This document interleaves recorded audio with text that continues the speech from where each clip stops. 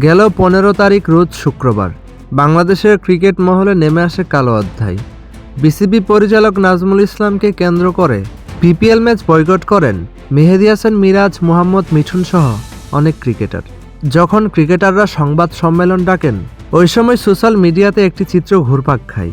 সেটা হলো মুস্তাফিজ যখন সংবাদ সম্মেলনে হাজির হন, ঠিক তখন মেহেদী হাসান মিরাজ তাকে হাত টেনে ধরে তাকে সামনে বসাতে চেয়েছিল, কিন্তু মুস্তাফিজ মিরাজকে পাত্তাই দেননি।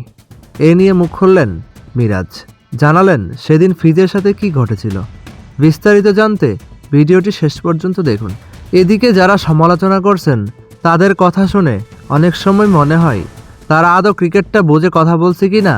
ক্রিকেট শুধু স্কোরবোর্ডের সংখ্যায় সীমাবদ্ধ নয়, এখানে পরিস্থিতি অনুযায়ী সিদ্ধান্ত, দলীয় পরিকল্পনা, খেলোয়াড়দের ভূমিকা ও মানসিক দৃঢ়তা সবকিছু সমন্বয় থাকে। একটি ম্যাচ বা কয়েকটি ভুলকে সামনে রেখে পুরো দল কিংবা একজন খেলোয়াড়কে বিচার করা ক্রিকেটের গভীরতা না বোঝারই প্রমাণ। সমালোচনা অবশ্যই থাকবে, কিন্তু তা যদি বাস্তবতা ও প্রেক্ষাপট বিবেচনা করে না আসে, তাহলে সেটি গঠনমূলক না হয়ে নেতিবাচকতাই ছড়ায়। এই কথাগুলো ভক্তদের উদ্দেশ্যে মেহেদী হাসান মিরাজ বলেন। অন্যদিকে মিরাজ বলেন, মুস্তাফিজ আমাকে সবার সামনে অপমান করেছে, কাজটা মোটেও ঠিক করেনি।